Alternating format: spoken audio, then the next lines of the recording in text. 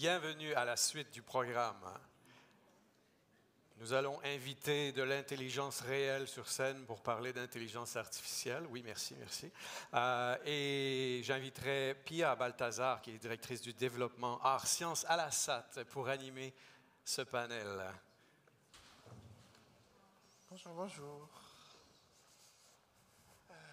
Bonjour. Merci d'être là. Alors, je vais inviter ici, avec moi sur scène, Isabelle Van Grimd, Laurence Dauphiné et puis Sarah Rodriguez. S'il vous plaît, prenez place.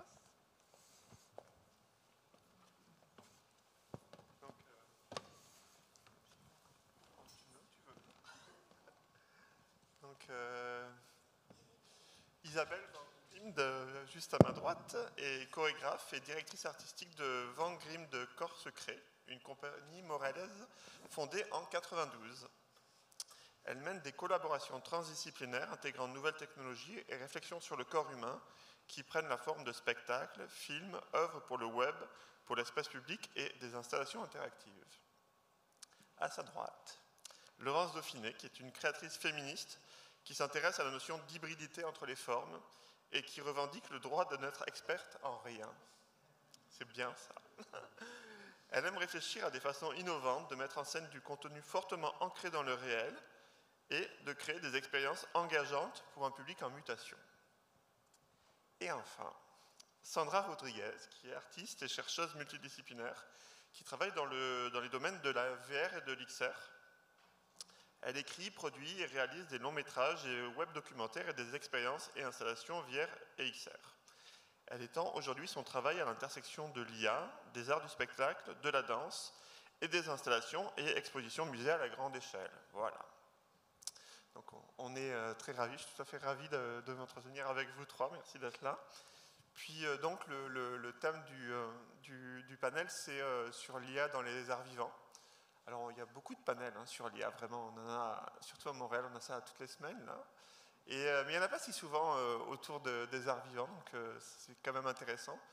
Puis on va un peu parler de tout ça, mais je trouvais qu'il y avait quand même quelque chose d'intéressant aussi à explorer sur justement, on a beaucoup tendance, surtout depuis ChatGPT et tout ce genre de choses, à un peu humaniser ou avoir l'impression que c'est quelque chose, qu'on interagit avec quelque chose qui serait presque vivant. Donc ça va être une des questions qu'on va explorer finalement. Est-ce que cette vie artificielle, cette intelligence artificielle, comment est-ce que ça peut interagir, se confronter, frictionner avec les arts vivants.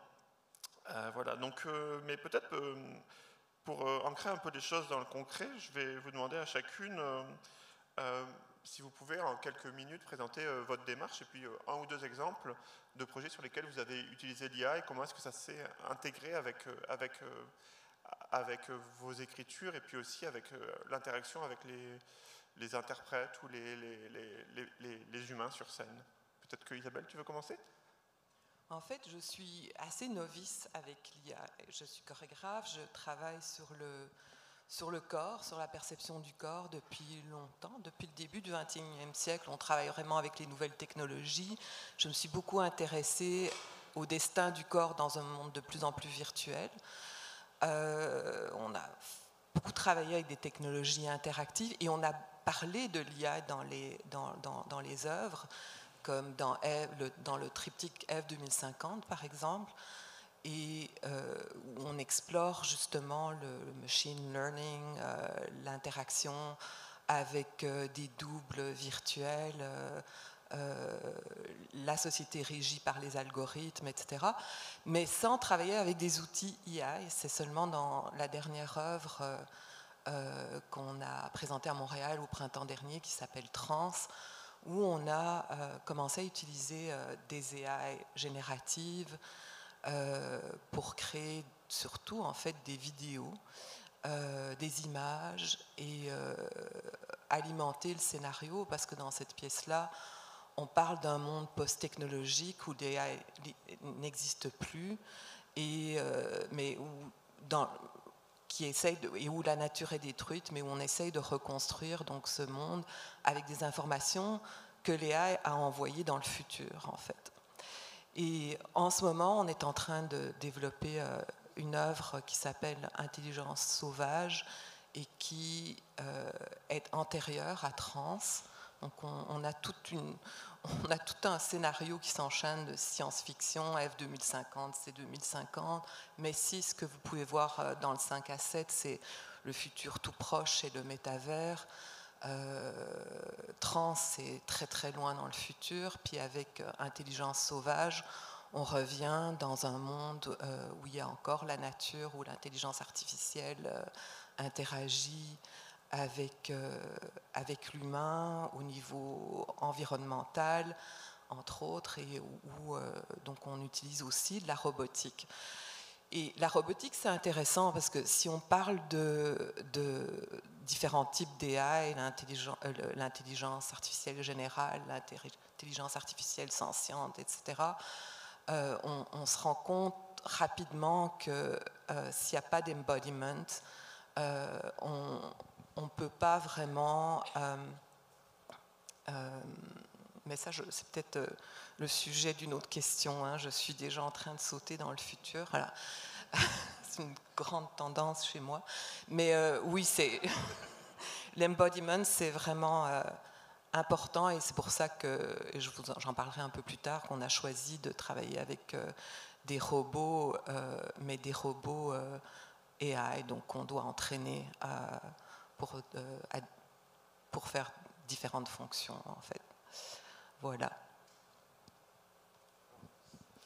Oui, pour ma part, donc, je suis créatrice en art vivant, alors je suis formée comme interprète, mais rapidement j'ai commencé à travailler aussi comme autrice, metteuse en scène, particulièrement dans le milieu du théâtre, mais aussi de plus en plus aussi avec le documentaire, création d'expositions immersives. Donc, il y a deux pans au travail, dans le sens où il y a un pan qui questionne la technologie en l'utilisant, donc vraiment dans le fond et dans la forme, puis il y a un autre pan du travail qui se sert de la technologie comme dispositif, mais sans nécessairement que ce soit le sujet. Donc, dans les premières expérimentations, on a co-créé avec Maxime Carbonneau un spectacle qui s'appelle Siri, où j'étais sur scène avec Siri. Là, il faut se remettre à l'époque, c'était le début de Siri, donc on n'avait jamais eu d'assistante sur des téléphones avant. Son répertoire, tout comme aujourd'hui, n'était pas public. Alors, il y avait tout un aspect de recherche profonde où on devait parler avec l'assistante pour découvrir de quel bois elle se chauffait et qu'est-ce qu'elle pouvait dire et de quel thème, en fait, elle aimait causer. Et on a créé un spectacle avec elle, donc où elle est créditée comme co-autrice et interprète. Et ça a été super intéressant parce qu'on a fait ce spectacle-là entre 2017 et 2022.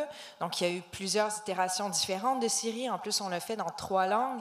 Donc, on a pu vraiment suivre son évolution, sa censure, et voir aussi comment elle évoluait différemment dans les différentes langues. Par exemple, en anglais, elle était beaucoup plus censurée, beaucoup plus rapidement qu'en canadien, en français canadien, etc. Donc, ça a vraiment été une recherche intéressante et troublante parce que Siri prenait la place d'un absent. L'absent dans nos vies, en fait, c'est cette espèce d'entité sur laquelle on peut projeter un peu tout et son contraire. Et donc, mais nous permettait de parler aussi de... En fait, le grand thème de la pièce, c'était la programmation informatique versus notre programmation humaine à travers l'ADN, parce que la prémisse, c'est que donc je suis une enfant de la science née par insémination artificielle, et j'ai découvert dans la trentaine, en tout cas, qui était mon donneur, etc., etc. Et donc, Siri me permettait de parler de ça. Ensuite, il y a eu une recherche qui s'est poursuivie sur quel serait notre double numérique. Et à l'époque, quand on a commencé cette recherche-là, dans un spectacle qui s'appellerait Machine, on se questionnait, on avait accès comme artiste aux premières versions de GPT. Et c'était un peu magique parce qu'on avait l'impression d'être dans une espèce de position de devin où on connaissait le monde à venir auquel le public n'avait pas accès. Et il y avait quelque chose de très galvanisant là-dedans. Et donc, avec Maxime, toujours, on s'est posé la question à quoi ressemblerait ce double numérique et est-ce qu'on pourrait créer un double numérique à notre image qui pourrait collaborer à l'infini avec l'autre. Parce que Maxime et moi collaborons beaucoup dans l'écriture. C'est une posture très importante pour nous. Donc, on s'est dit, quand on va mourir, est-ce que nos doubles pourraient écrire à l'infini? Donc, ça, c'était la prémisse. Mais, éventuellement, ChatGPT est sorti dans la sphère publique et là, ça nous a fucké, on va se dire. Tu sais, dans le sens où, tu sais, je veux dire, là, notre posture a complètement changé. Là, tout le monde en parlait, tout le monde y avait accès. Donc, ça, je vais en reparler plus tard, mais cette espèce de posture comme chercheur avec les technologies et cette posture d'être constamment en retard, ça pose beaucoup de questions et de problématiques. Donc, voilà, ça fait un petit peu le tour, je pense, de... Hein? Voilà. Moi, je vais en profiter pendant que c'est mon tour pour me lever et juste reculer ma chaise parce que je vous vois comme pas. C'est pas grave, mais j'avais l'impression de juste voir comme mes cheveux et mes co-panélistes. Ils sont si beaux. Moi, en fait, tu l'as dit, Pia, dans ma description un peu biographique au début, je viens vraiment du documentaire, mais pas par un amour du cinéma, ni même du documentaire. En fait, je pense que j'ai toujours été passionnée par notre manière de se raconter. On est des entités sociales d'abord et avant tout, nonobstant notre société actuelle qui essaye de nous mettre dans des pions isolés par une over-datification. Mais nos sociétés actuelles sont faites de données. Donc, pendant que je faisais des recherches personnelles aussi, doctorales, je m'intéressais à notre acquisition des médias sociaux, notre datification de toutes les sphères de la vie à l'aide de ces médias sociaux-là. Comment est-ce que cette datification-là finissait par redéfinir ce qu'on considérait être l'humain? Donc, entre vous et moi, ce que vous mangez, ce n'est pas ce que vous prenez en image comme photo de ce que vous mangez, mais dans l'abécédaire du web, ce que vous mangez, c'est ce que vous prenez en photo. Hein? Donc, les chips au ketchup du soir, elles n'y paraissent pas dans la diète de l'humain d'aujourd'hui. Donc, voilà. Je trouvais qu'il y avait une bipolarité entre ce qu'on vit et ce qu'on affiche. Et ce qu'on affiche devient ce qui est numérisé. Ce qui est numérisé devient l'abécédaire de ce qui nous détermine ensuite pour ce qu'on est supposé être. Et en même temps, je travaillais sur Do Not Track, qui était une expérience interactive, web documentaire, où on décidait de tracker le public pour lui montrer comment le tracking fonctionnait. Donc, on lui disait, votre vie est faite de données. Mais de plus j'en parlais et plus je m'intéressais à tout ce qu'on pouvait faire avec les données, plus je me disais, c'est aussi une richesse, c'est un matériau. Donc, comment je considère mon travail, c'est de m'intéresser aux matériaux des données, pas juste pour faire du data viz, mais du storytelling à partir de toutes ces données. Donc, la réalité virtuelle est devenue une manière facile de l'utiliser parce que c'est de l'interaction. L'interaction devient une donnée. Mais l'intelligence artificielle, on travaille sur le big data en 2015, donc la sortie de Do Not Track. La recherche commençait en 2013, puis tout le monde me parlait de AI par-ci, AI par-là, mais AI, mais le public s'y intéressera jamais. Puis je voyais juste le AI on Big Data on Steroids. En fait, c'est vraiment ce qu'on me promettait qu'était l'IA, et ça fonctionnait de la même manière. Donc, comment dire, on dirait que je viens par le champ gauche. Au lieu d'avoir l'impression de rater le train, j'ai l'impression d'avoir été en gare, puis d'avoir vu les gens mettre les roues, puis un peu se dire on s'en va vers là et l'annoncer. Puis ce qui me permet aussi des fois d'être sceptique par les possibilités et donc de peut-être mieux les utiliser. Par exemple, ChatGPT, je travaillais sur un projet qui s'appelait Chomsky versus Chomsky, où l'objectif c'était de démystifier la conversation par Natural Language Processing. Donc, tous les agents conversationnels fonctionnent sur des bases de modèles de langage qui prédisent la suite logique du mot selon les conversations tirées de ce qu'on partage en ligne. Donc, encore une fois, ça dépend de la langue, l'utilisation. Puis, par coïncidence, là, je fais un parallèle avec mes collègues pour revenir à la conversation. En 2018, j'étais donc à Sundance pour animer le Festival des films de Sundance, pour animer un panel sur l'IA en cinéma. Puis, on nous avait dit que ce serait will.i.am qui serait mon invité d'honneur. Puis là, je me suis dit, waouh, j'ai will.i.am dans mon CV quelque part, c'est incroyable. Puis finalement, il s'est désisté, il n'avait pas envie de le faire. Et donc, la veille, dans ma chambre d'hôtel, je me suis mis à interviewer Siri, sans savoir que le projet existait, et à comprendre qu'est-ce qu'elle disait de différent quand je lui parlais en slang américain ou quand je lui parlais en bon anglais. Donc, encore une fois, quelle suite de mots va-t-elle prédire selon l'un ou l'autre pour essayer de faire une intro ludique sans will.i.am qui remplace will.i.am. Et donc, c'est Siri on discutait de chansons, puis je disais « Can you sing a will.i.am song? » Parce que là, on a vraiment un enjeu. Il n'est pas là, puis il a pris un avion, puis je ne sais pas ce qu'il fait dans sa chambre d'hôtel, mais il n'est pas avec nous. Puis donc, au moins, ça m'a permis de comprendre comment ça devient facile de réfléchir à l'entité non pas comme étant vivante, mais comme une bibliothèque de mots qui découlent de nos habitudes en ligne. Ça me met la tête bien vissée sur les épaules et les pieds bien ancrés sur terre. Mais pourquoi l'art vivant est arrivé là-dedans ou la performance? Bien, il y a quelques années, quand je m'intéressais au Big Data, on parlait de Natural Language Processing. Maintenant, tout le monde parle de ChatGPT, mais vraiment, les recherches se font sur le corps et le mouvement et la prédiction de nos mouvements. Donc, ce qui m'intéressait, c'était la danse. Puis maintenant que je suis en danse, il y a d'autres choses qui s'en viennent parce que visiblement, ça n'arrête pas. Donc, j'ai l'impression que mon travail, c'est souvent d'être assise, de voir la manne de la conversation, puis de voir où va l'argent. Puis là, je me dis, qu'est-ce que je peux faire de créatif avec ça, en fait? Donc, j'essaie d'être toujours un peu en avance du train. C'était long, hein? Merci à toutes les trois. Et donc pour un peu continuer, aller un peu plus en profondeur, j'avais envie de m'appuyer sur... à la SAT, on a embauché une post-doctorante qui est anthropologue et qui a fait une recherche sur les imaginaires de l'IA. Et notamment, elle a fait des recherches par rapport à la question du genre, en fait. Comment est-ce que c'est perçu en fonction du genre? Et si les panels sur l'IA sont rares, des panels avec uniquement des femmes sont encore plus rares. Et c'est assez intéressant parce qu'une de ses conclusions, c'était que les femmes qui vont travailler avec l'IA, on va avoir plus tendance à relier l'utilisation de l'IA à une variété d'inspirations et de sources, et aussi à avoir une démarche une perspective plus interdisciplinaire. On a déjà eu un petit aperçu là. Et notamment sur l'impact sur la société, sur l'écologie et ainsi de suite.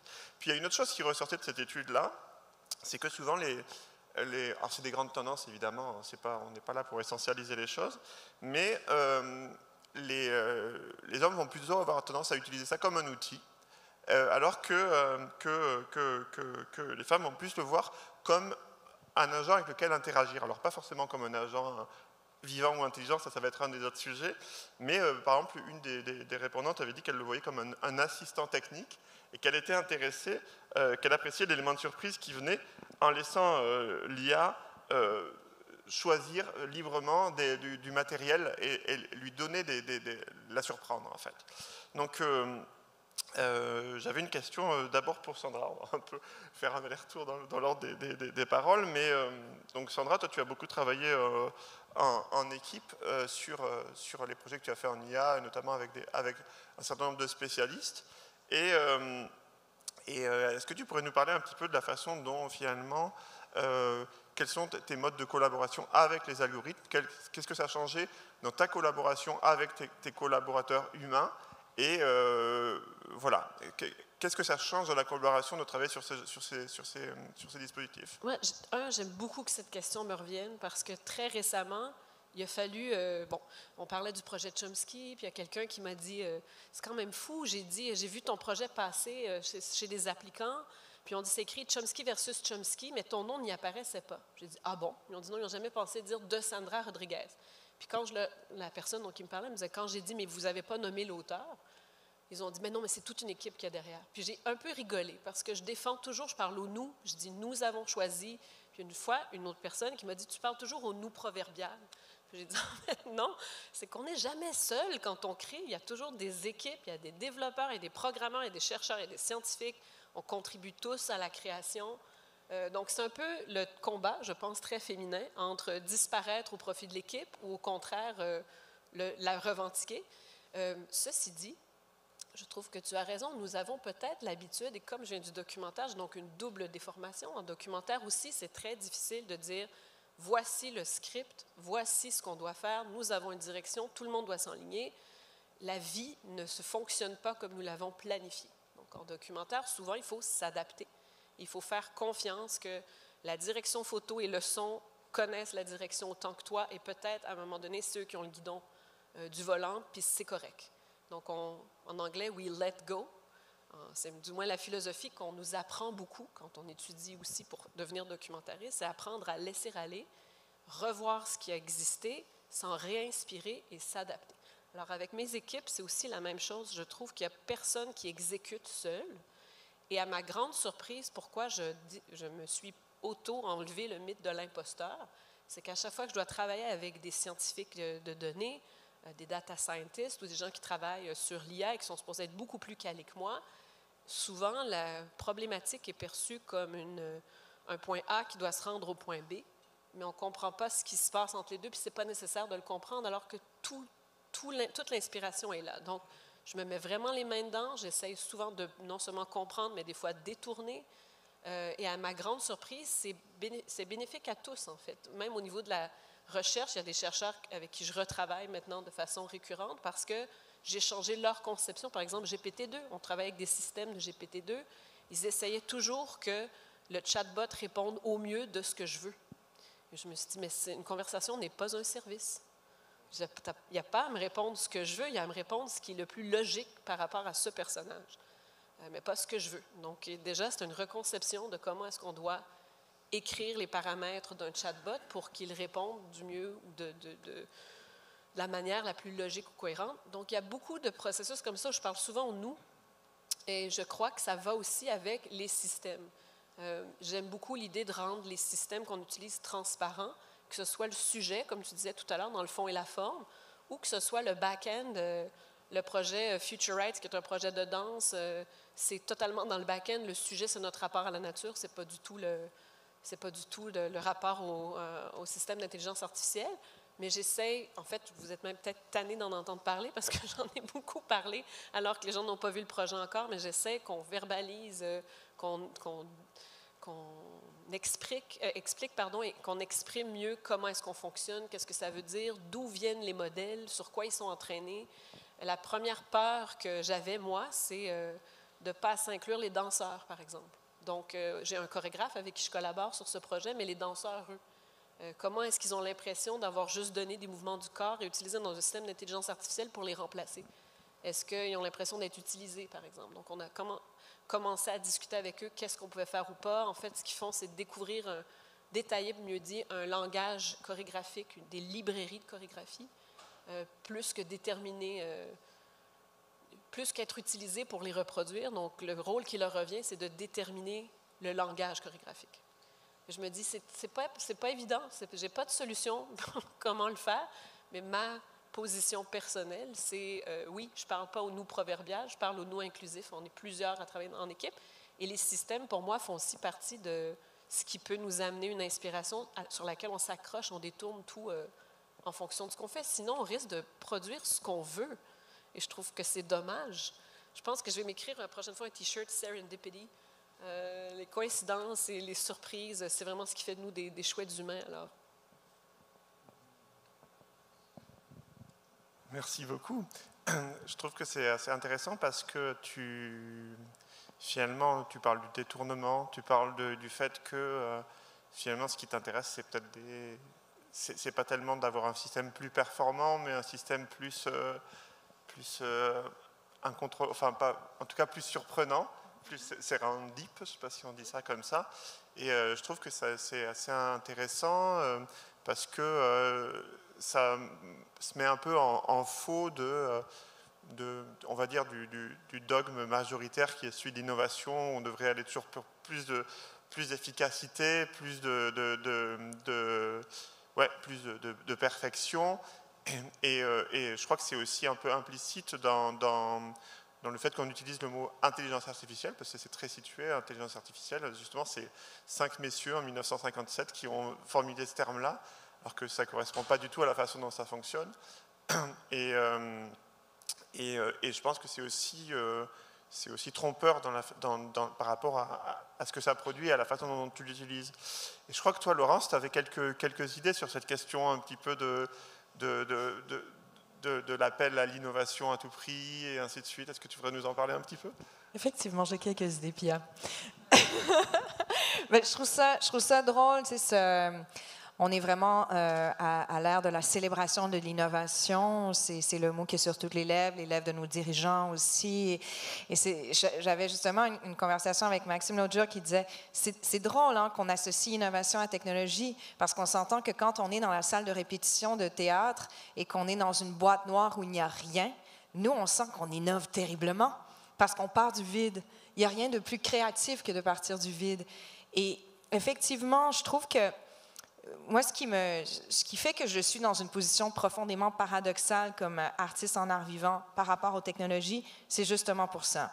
Oui, il y a un côté de moi qui est intéressé par les possibilités, qui voit le potentiel de ça, qui est excité par le génératif, l'interactivité, etc. mais il y a une partie de moi qui a une vraie peur, qui n'est pas seulement la peur de l'IA ou de ces grandes entreprises, mais qui est la peur que mon milieu se désagrège. En ce moment, on est dans la plus grande crise au Québec que le milieu des arts vivants ait jamais connue. Et je ne veux pas sonner comme catastrophique, mais c'est très grave ce qui se passe. Et on nous en fait, répète tellement ad nauseam que c'est l'innovation qui compte, qu'on voit énormément de ressources financières être siphonnées finalement vers le milieu des technologies, alors que les institutions, pas seulement les artistes indépendants, mais les institutions peinent à garder la tête hors de l'eau. Et ça, pour moi, c'est majeur. En ce moment, pour donner des exemples concrets, je travaille sur des projets où je dois engager des ingénieurs ou des technologues créatifs. Ces gens-là vont s'attendre à être payés à environ au moins 120 $ de l'heure, alors que moi, le Conseil des arts me dit que je ne peux pas me payer plus que 30 $ pour que mon budget soit acceptable et équilibré. Donc, en tant que project leader, pour ne pas utiliser un anglicisme, ça pose beaucoup de grandes questions.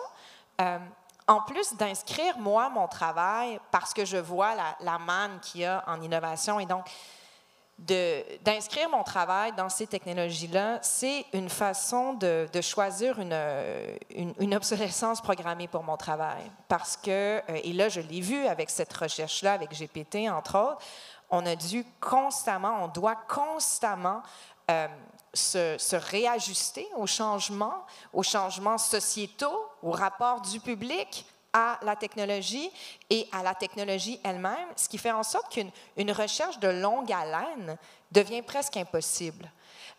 Et en art vivant, toutes les ressources financières vont à la création, vont pas à la rénovation, vont pas à qu'est-ce qui va venir après parce que la technologie aura évolué et il faudra remettre de l'argent dans la production pour suivre l'évolution de cette technologie. Ça n'existe pas.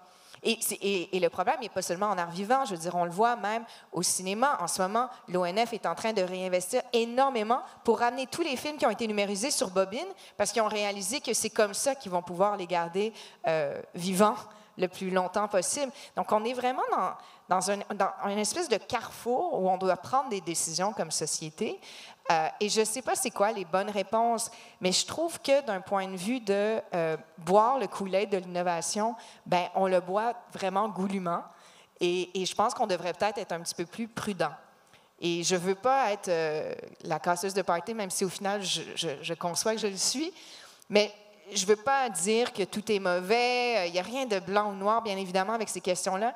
Mais j'aimerais que les gens en position décisionnelle puissent juste avoir peut-être le petit pas de recul nécessaire quand ils considèrent ce type de questions-là et qui voient qu'ils sont en train de changer l'ADN de milieux qui sont excessivement fragiles et précaires, qui ont des façons de faire depuis des millénaires. Le milieu des arts vivants est un milieu qui a toujours intégré les technologies. Toujours. Des fois, on a l'impression que c'est un milieu poussiéreux, mais c'est complètement faux. C'est un milieu qui a toujours intégré les technologies de son époque, mais c'est un milieu qui le fait aussi, je pense, avec, on disait tantôt, une forme de prudence, parce qu'il y a beaucoup de gens qui sont impliqués, parce qu'il y a, je pense, aussi des notions d'équité auxquelles on doit réfléchir pour faire en sorte que les équilibres ne soient pas complètement perdus.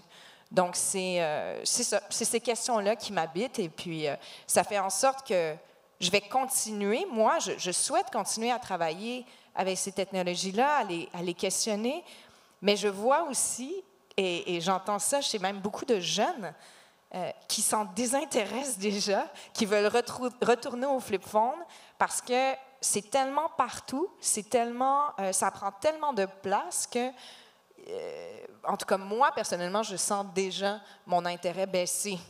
Et il y a une partie de moi qui fait est-ce que j'ai vraiment envie de me taper tout ça, ces processus qui sont difficiles, qui sont coûteux, ou est-ce que je vais prendre mon énergie pour faire autre chose? Merci Laurence. Donc Isabelle, toi tu es chorégraphe, tu travailles avec les corps et je me demandais justement par rapport à, Laurence vient de parler d'obsolescence programmée et quelque part quand on travaille avec les corps, on a une autre sorte d'obsolescence programmée parce que les corps se fatiguent, on est mortel et on est fatigable alors que il y a cette espèce d'idée que la technologie serait infatigable et qu'on pourrait en faire ce qu'on veut. Et puis, en fait, au niveau de l'IA en particulier, il y a plusieurs chercheurs qui se rendent compte qu'en fait, finalement, la limite aujourd'hui de l'IA, de l'entraînement, c'est le fait qu'elle a très peu de sentience. En fait, le problème, il y a un article que je vous conseille, si vous avez l'occasion d'aller le lire, qui s'appelle « The Body is the Missing Link for Truly Intelligent Machines », qui dit qu'en fait, on arrive à la limite que, finalement, nous, on est intelligents parce qu'on a un corps, parce qu'on a beaucoup de capteurs, on est dans le monde, on est embodied, comme tu disais tout à l'heure, et aussi parce qu'on souffre, on est joyeux, on a des émotions. Et donc cette question de l'embodiment, je pense qu'elle est importante. Donc je pense que moi j'aimerais que tu nous parles un petit peu de comment est-ce que tu sens ce rapport-là, et puis peut-être aussi, est-ce que finalement de travailler avec des IA, est-ce qu'on ne va pas, avec des corps, est-ce qu'on ne va pas leur amener ce qui leur manquait pour prendre encore plus ce pouvoir? Oui, c'est une bonne question, mais j'aurais aimé juste reprendre certaines choses qui ont été dites, parce qu'il y a des liens à faire. D'abord, je suis tout à fait d'accord avec toi. Ça fait depuis le début du XXIe siècle qu'on travaille avec les nouvelles technologies, puis une obsolescence effrayante, puis il y a un manque d'équité, enfin, tout ce que tu as dit, je l'applaudis, c'est très vrai. Dans ce que tu as dit tout à l'heure, ce qui me frappait, c'est que dans le fond, tu évoquais qui instruit l'intelligence artificielle, qui entraîne l'intelligence artificielle. Et c'est un point très important parce que jusqu'à présent, c'est surtout des hommes blancs. Il n'y a pas beaucoup de diversité, c'est des occidentaux aussi. Et donc, il y a un énorme travail à faire. Et c'est pour ça d'ailleurs que les artistes doivent s'emparer de tous ces outils-là et être vraiment impliqués. Et tu parlais aussi du fait que tu te rends compte qu'il y a des boucles, que les intelligences artificielles avec lesquelles tu travailles finissent par te donner ce à quoi tu t'attendrais, ce que tu voudrais entendre, puis il ne faut pas regarder très loin, entre autres chez nos voisins du Sud, pour voir ce que ça peut amener au niveau sociétal. Donc ça, c'est des choses dont il faut avoir conscience, je pense, quand on est des artistes et qu'on travaille avec l'intelligence artificielle. Ceci dit, pour avoir travaillé avec beaucoup de systèmes interactifs, numériques, etc., comme je disais tout à l'heure, je suis au tout début de mon travail avec l'IA, mais je me rends compte quand même qu'il y a une telle complexité dans les outils IA qu'ils sont plus imprévisibles et donc ce sont des bons outils pour la création, je crois. Parce que dans la création, ce que tu expliquais par rapport au film documentaire, dans la création, on ne veut pas justement savoir où on va arriver à la fin. On veut se servir de tous les accidents, de tous les chemins de traverse qu'il peut y avoir. Et donc l'IA, pas parce qu'elle est vraiment intelligente à ce point-ci, ça reste des algorithmes, mais c'est quand même d'une complexité qui peut être très importante. Donc, c'est comme si... ce que tu disais, que la création, c'est être dans un espace vide et partir de rien, mais évidemment qu'on part jamais de rien. On part avec nos bibliothèques à nous, et avec l'IA, on a accès à des bibliothèques quasi universelles, pas encore, puisqu'il n'y a qu'une partie du monde qui entraîne l'IA. Donc c'est quand même des outils intéressants pour la création. Et je trouve que c'est vraiment fascinant. Ce qu'on a fait dans Trans, c'est d'utiliser des sections de répétition, de les donner à l'IA et ensuite de donner des indications, des text prompts, comme on dit, puis on crée des hybrides. Donc, ce n'est pas des images de synthèse, c'est vraiment des choses qui sont créées à partir du travail, mais ça fait des choses, ça amène sur des territoires, franchement, dans lesquels on n'aurait pas été sans ces outils-là. Mais l'embodiment, évidemment, d'abord, l'intelligence artificielle, effectivement, c'est un terme extrêmement galvaudé. Alors, il y a deux factions, ce que j'ai constaté. Il y a les gens qui travaillent beaucoup avec l'IA et qui disent « c'est juste des outils mathématiques, algorithmiques, il n'y a rien de menaçant là-dedans ». Puis il y a des gens, soit qui sont des gens qui ne connaissent pas du tout l'intelligence artificielle, mais qui ont vu de la science-fiction et qui s'imaginent c'est très très menaçant, ça peut prendre le contrôle du monde, etc. Ou alors il y a des spécialistes qui travaillent vraiment avec l'IA et qui tirent la sonnette d'alarme. Et je me suis rendu compte, en faisant un petit peu de recherche par rapport à ta question, qu'on parle non seulement d'intelligence artificielle générale, qui est une intelligence artificielle qui pourrait être très intelligente, mais pas du tout sentiente, donc à qui va manquer vraiment toute une partie de l'expérience humaine, en tout cas, et une intelligence artificielle, mais qui peut quand même prendre le contrôle dans le sens où elle apprend par elle-même. Elle n'a plus besoin d'humains pour apprendre, c'est ce qu'on appelle le deep learning. Et donc là, on a des machines, certes mathématiques et d'une intelligence totalement différente de la nôtre, mais qui pourraient prendre le contrôle. Puis après ça, il y a des recherches autour de l'intelligence artificielle sentiente. Et là, la robotique devient intéressante parce que les données qui proviennent d'un corps qui n'est certes pas le nôtre, mais qui utilise quand même des circuits neuronaux plus proches des circuits neuronaux humains, vont commencer à se rapprocher de l'expérience humaine. Alors, je ne peux pas vraiment répondre à ta question, Pia, parce que on commence à travailler avec ces robots, et ce sont des insectes d'ailleurs, ce ne sont pas des robots à taille humaine. Je vois les difficultés de les entraîner, déjà on a commencé, et je pense que c'est vraiment fascinant parce que c'est pas comme d'autres outils d'intelligence artificielle. Là, dépendamment comment on les utilise, il y a la reconnaissance faciale, reconnaissance d'objets, évitement d'obstacles, etc. Tout ça les nourrit. Ils sont en 3 dimensions dans l'espace. Ils ne sont pas juste nourris de notions complètement abstraites comme les autres intelligences artificielles. Donc, c'est absolument fascinant. Puis, ça me fait arriver tout simplement à moi ce qui m'intéresse en tant qu'artiste des arts vivants, mais je travaille quand même beaucoup en collaboration avec une artiste visuelle, Marilyn Oliver, qui s'est vraiment spécialisée dans les technologies et maintenant dans l'intelligence artificielle. Mais c'est qu'il y a un aspect de merveilleux. Et en tant qu'artiste, je trouve ça vraiment intéressant de me connecter à cet aspect-là, la curiosité, le merveilleux, les choses qu'on ne comprend pas nécessairement. Je n'ai pas envie de tout comprendre des fois quand je crée avec ces outils-là. Et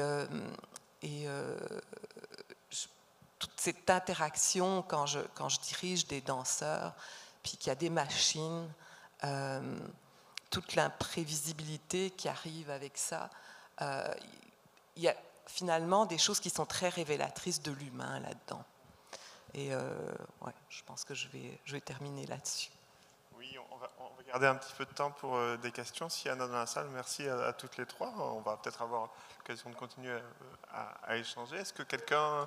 Il y a un micro qui est disponible si vous avez envie. Est-ce que quelqu'un veut poser une question là-bas, apparemment ?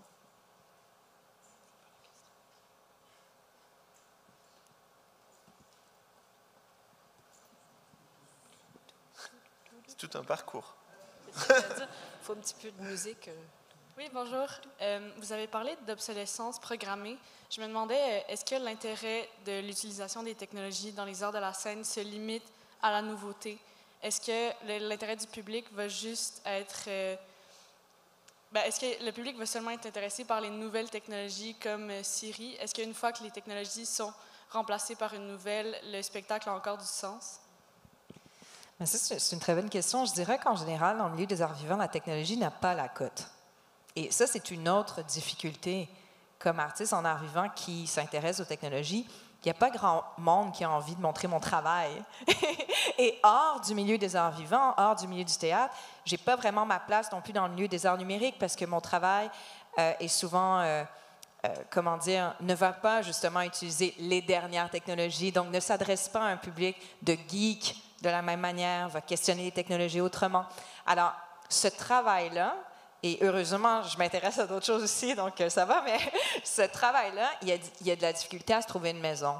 Parce que c'est pas. Je pense qu'en ce moment, la majorité des créateurs en théâtre, du moins, je vais parler pour vraiment ce que je connais, qui utilisent les nouvelles technologies, ça passe un peu inaperçu parce que si on utilise l'IA dans le travail, par exemple, de conception vidéo, le grand public ne le saura pas, à part s'il prend le temps de lire le programme qui n'existe même plus. Donc, non, c'est ça. C'est un milieu où toutes ces recherches-là se font un petit peu en parallèle, de manière secrète. Parce que c'est, en général, le milieu aussi du théâtre est un milieu qui ressent un malaise par rapport au milieu de la tech, parce que c'est associé à des grandes corporations qui font énormément de profits et qui nous gardent un peu prisonnières de leurs décisions et de systèmes computationnels exorbitants. Récemment, un projet sur lequel je travaillais, on cherchait justement à avoir notre Doom numérique qui ne serait pas, qui serait pas censuré, qui ne serait pas poli. On voulait qu'il soit surprenant, impoli. On a dû se payer les derniers modèles de langage, les plus avancés, parce qu'on a eu une commandite de Google pour le faire. Mais c'est des milliers de dollars. Donc, tout ça pour dire que tous ces facteurs-là font que le milieu du théâtre ressent une gêne disons, à travailler avec des artistes qui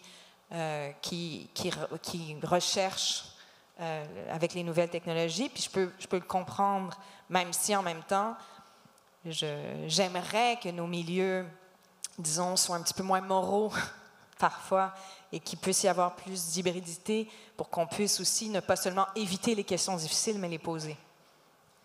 Moi, j'avais envie de rebondir parce que je nous écoutais parler tout à l'heure, puis j'étais, on parle quand même d'art vivant, puis là, on est en train... En fait, on exprime vraiment des vraies réalités des arts de la scène, mais aussi de plein d'autres milieux culturels.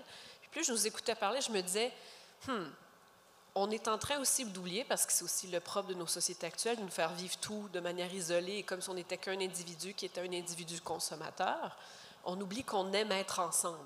Puis on dirait que ça devient de plus en plus dur de nous forcer à être ensemble. Et quand on est ensemble, on se raconte des histoires et on se fait vivre des expériences. Ça, j'ai l'impression qu'on a peut-être un peu commencé à perdre l'habitude, mais ce n'est pas perdu, c'est dans notre fibre ADN. Ça va revenir, c'est inévitable. Et surtout, apprenons à écouter. Quand on se dit le Kool-Aid, moi, des fois, je me dis, tu sais, c'est vrai, je ne veux pas interdire personne de boire le Kool-Aid, mais tu sais, à côté, il y a le petit punch, puis à côté, il y a comme juste plein d'autres cocktails que tu pourrais prendre. Puis pourquoi tu es obligé de toujours vouloir le Kool-Aid? Je veux dire, il y a tout ça qui existe à côté. Mais on achète ce qu'on nous vend comme étant la seule possibilité. Quand j'avais l'impression de rentrer de plus en plus dark en nous écoutant, j'ai fait, mais le public, dans tout ça, en fait, on se raconte, on fait vivre, on expérimente ensemble. On nous parle tellement d'intelligence générale, artificielle, comme étant, mais tu sais, si par exemple ils avaient un corps, mais si en plus d'un corps, ils avaient des bactéries, parce que ça aussi, ça se peut que ça détermine certaines de nos décisions, puis si, en plus des bactéries, il y avait du vécu, tu sais, puis on essaie de tendre vers un idéal à atteindre, mais faisons des bébés. Ça va être beaucoup plus rapide. En 9 mois, c'est réglé.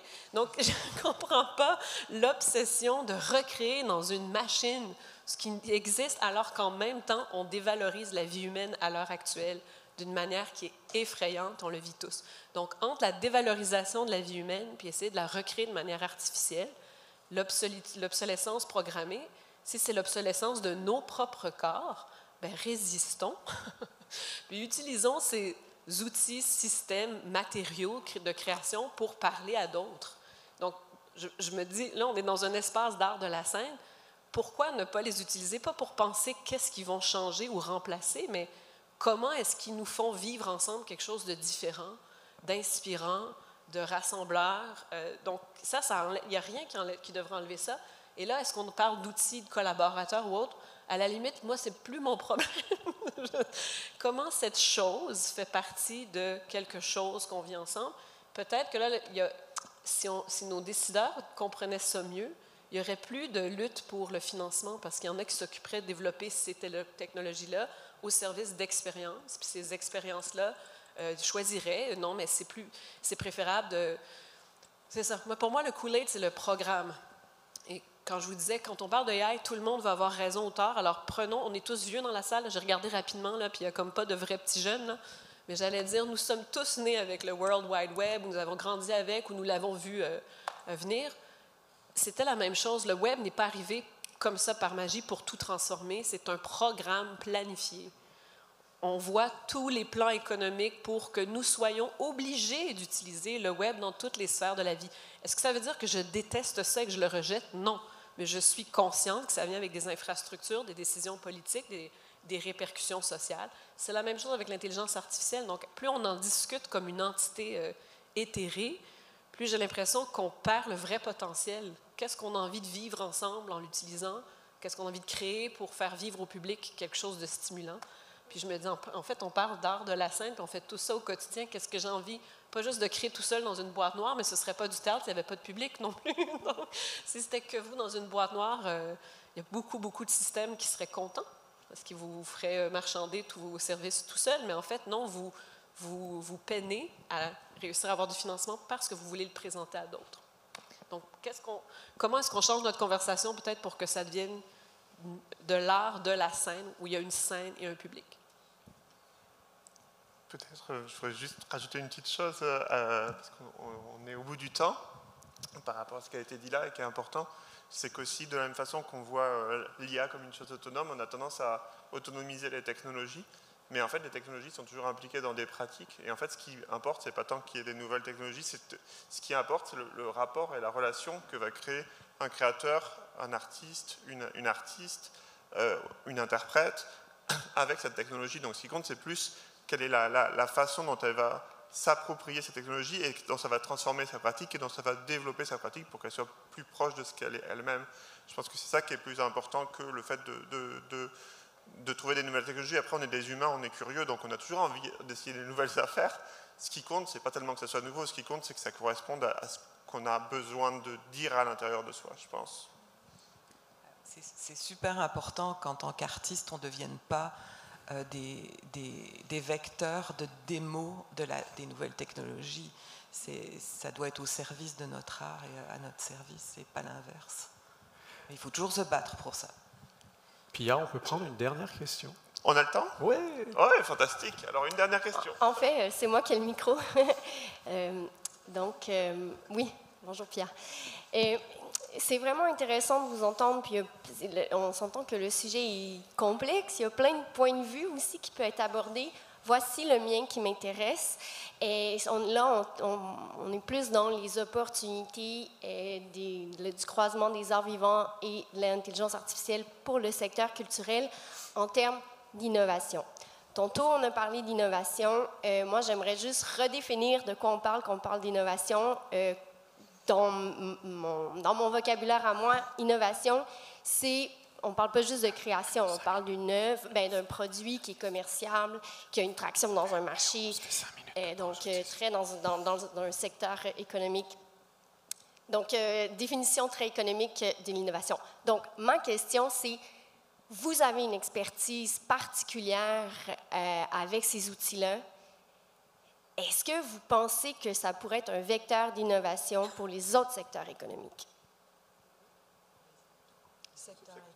Moi, c'est mon spiel habituel, j'allais dire, c'est ce que je défends le plus. Puis, j'allais dire, c'est pas juste parce que je suis convaincue, mais Alexandre, qui est dans la salle, tu me connais, c'est que pour de vrai, je ne sais pas s'il y en a ici qui connaissent MoveAI, qui est une compagnie, maintenant on les voit partout en intelligence artificielle. Eux, ils faisaient surtout de l'analyse de données pour des services, par exemple, agroforestiers ou pour les banques des jardins. Donc, ils ont une planification de c'est quoi qui est rentable, c'est quoi qui est innovant, qu'est-ce qu'ils vendent comme innovation. Puis quand on a travaillé sur les bases de Chomsky, on n'a même pas gardé cette version-là dans la version finale, mais on a encore tous les deux, quand on se croise, on fait « Hey, te rappelles-tu ce qu'on a fait? » Il dit « J'utilise encore le Logical Framework pour nos nouveaux développements technologiques. » La logique qu'on a créée de base de comment est-ce qu'on prend les bases de données pour repenser qu'est-ce qui appelle quoi, c'est de l'innovation. C'est totalement dans le back-end. Ce n'est pas ce qu'on voit, ce n'est pas ce qui se développe aujourd'hui, c'est totalement caché dans le back-end. Mais ils réutilisent encore avec leurs nouveaux produits. Et ils parlent avec des banques, je pense que c'était Métro, leur nouveau, des grandes compagnies. Je vois vraiment la répercussion quand on se parle. Ils se disent, tu ne sais pas quoi. Je réutilise ce qu'on a fait pour un petit projet créatif, nerd, qui va être présenté dans un lieu désuet déjà aujourd'hui. Ce petit projet nerd créatif, bien, finalement, il y a des répercussions économiques pour eux évidentes. Mon problème aujourd'hui, c'est que souvent, quand on fait de l'innovation technologique pour un projet créatif, en ce moment, ils bénéficient surtout à mes collaborateurs technologiques, plus qu'aux artistes avec qui on travaille. Donc, la véritable innovation pour la création, c'est de l'autre côté qu'ils réutilisent. Je le sais parce que si jamais quelqu'un ici vous dit de ne jamais breveter ce que vous avez fait parce que ça ne vaut pas la peine, demandez-vous pourquoi ils veulent tous avoir une part du IP. Ils veulent le IP parce qu'ils se disent « mais je pourrais faire de l'argent avec après ». Donc là, tout le monde veut la même part du IP. Donc oui, cette innovation créative-là, qui ne vaut rien, qui est faite avec des petits budgets, tout le monde veut une part du IP. Ils ne veulent pas leur logo, là, ils veulent une part du IP parce que tout le monde considère qu'après, on pourrait l'utiliser pour plein d'autres projets. Bien, étonnamment, je suis donc de plus en plus convaincue que c'est par la création qu'on inspire les équipes techniques à mieux inventer leur technologie. Et donc, ça se répercute en agroforesterie, je veux dire, toute la logique même, comment dire, parce que là, on n'a plus jamais de temps, puis on dépasse, mais la logique même des systèmes aujourd'hui, même si elle est nouvelle, même si elle se développe, là, elle est encore basée sur les mêmes algorithmes que Google et Safari ont utilisé pendant des années pour classer ce qui est important et ce qui ne l'est pas. Puis c'est cette espèce de filtre-là qui est réutilisé partout pour aujourd'hui déterminer encore qu'est-ce qu'un système donne de la cote ou pas à une donnée ou à une information. Si on ne repense pas ça, ben, on ne repense rien. En fait, on recycle tout le temps les mêmes bases. Donc, quand on arrive avec de la création, puis quelqu'un dit « Non, mais moi, quand je veux qu'on parle de mon intérieur, tout ce qui se passe à l'intérieur de mon corps et de mon psyché. OK, mais là, je ne sais pas comment prioriser quoi. Là. Non, mais ça ne se priorise pas. En fait, ça se priorise selon la météo, la couleur du temple, les gens dans la salle. Hein? Donc, on est obligé de repenser le système. Puis là, quand on repense le système, l'application en n'importe quel domaine, ensuite, il y a des répercussions financières, c'est clair, pour eux. Mais en ce moment, j'ai de la misère à ce que ça revienne aux artistes. Si je peux finir juste en terminant là-dessus, parce que je pense justement la même chose que toi, et c'est pas pour dire que je veux que les artistes travaillent en silo et que le reste, au contraire. J'ai toujours cru vraiment en cet échange intersectoriel en société, au fait que les artistes devraient être beaucoup plus implantés dans tous les secteurs de la société parce que leur expertise est unique et précieuse. Mais je pense que justement, quand il y a, par exemple, des entreprises technologiques ou n'importe quel autre secteur, offrir des opportunités réelles aux artistes. Pas seulement des résidences éphémères où on dit aux artistes, voici un peu d'argent, vous allez avoir une telle opportunité de visibilité pour développer votre projet qui, en général, ne va nulle part après. Donnez-leur des vraies opportunités de pénétrer votre organisation d'un point de vue pérenne, comme de manière pérenne, pour que ces discussions-là, elles évoluent avec le temps. Et que ce ne soit pas seulement une organisation offre une petite opportunité à un artiste pour briller, pour que l'organisation brille, beaucoup plus que l'artiste. C'est toujours ça qui se passe. Alors là, prenons ça au sérieux, cette expertise-là, et comme si ça avait une vraie valeur là, sur papier. Parce qu'effectivement, ne serait-ce qu'entre des entreprises culturelles différentes, comme par exemple, moi, ce que je fais, et je ne sais pas, une entreprise comme Moment Factory, pour ne pas la nommer, récemment, j'assistais à des démos de recherche et développement de Moment et à des conclusions qu'ils ont tirées après 6 mois de recherche. Et je me dis, mais moi, comme metteuse en scène et autrice de théâtre et interprète, j'aurais probablement pu leur dire ça après 15 minutes de conversation. Parce que c'est des conclusions qui sont relativement faciles à tirer pour quelqu'un qui fait ce que je fais dans la vie. Et on devrait se parler beaucoup, beaucoup plus et on gagnerait beaucoup, beaucoup de temps. Et ce serait fantastique parce qu'on a toute cette richesse à Montréal.